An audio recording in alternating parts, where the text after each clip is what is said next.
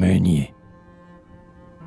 Le vieux meunier du Moulin Noir, on l'enterra l'hiver, un soir, de froid rugueux, de bises aiguës, en un terrain de cendres et de ciguës. Le jour dardait sa clarté fausse sur la bêche du fossoyeur. Un chien errait près de la fosse, la boîte tendue vers la lueur. La bêche, à chacune des pelletées, tel le miroir se déplaçait, luisait, mordait et s'enfonçait sous les terres violentées. Le soleil chut sous les ombres suspectes. Sur fond de ciel, le fossoyeur, comme un énorme insecte, semblait lutter avec la peur. La bêche entre ses mains tremblait. Le sol se crevassait.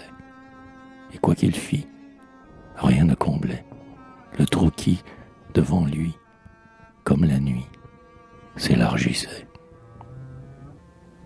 Au village là-bas, personne aux morts n'avait prêté 2 draps. Au village là-bas, nul n'avait dit une prière. Au village là-bas, personne aux morts n'avait sonné le glas. Au village là-bas, aucun n'avait voulu clouer la bière.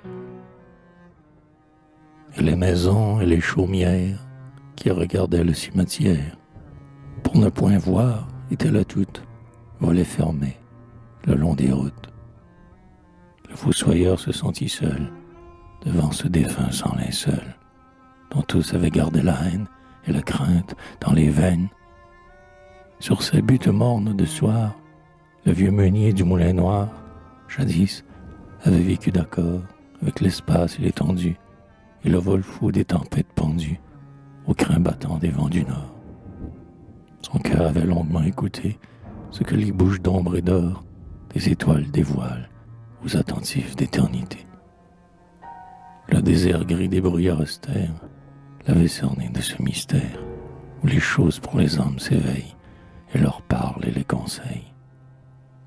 Les grands courants qui traversent tout ce qui vit étaient, avec leur force, entrés dans son esprit, si bien que par son âme isolée et profonde, tout simple avait senti passer et fermenter le monde. Les plus anciens ne savaient pas depuis quel jour, loin du village, il perdurait là-bas, guettant l'envol et les voyages et les signes des feux dans les nuages. Il effrayait par le silence dont il avait, sans bruit, tissé son existence.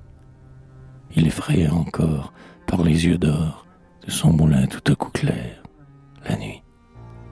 Et personne n'aurait connu son agonie puis sa mort, n'était que les 4 ailes qui l'agitaient vers l'inconnu, comme des suppliques éternelles, ne s'étaient un matin définitivement fixées, noires et immobilisées, telle une croix sur un destin.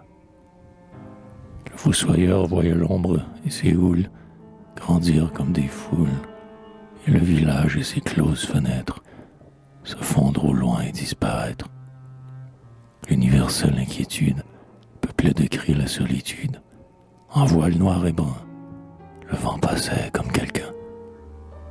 Tout le vague des horizons hostiles se précisait en frôlement fébrile, jusqu'au moment où, les yeux fous, jetant sa bêche n'importe où, avec les bras multiples de la nuit en menace, derrière lui, comme un larron, il s'encourut.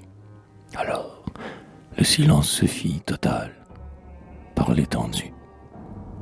Le trou parut géant dans la terre fendue, et rien ne bougea plus, et seuls les plaines inassouvies absorbèrent en leur immensité d'ombre et de nord, sa mort, dont leur mystère avait illimité et exalté jusque dans l'infini la vie.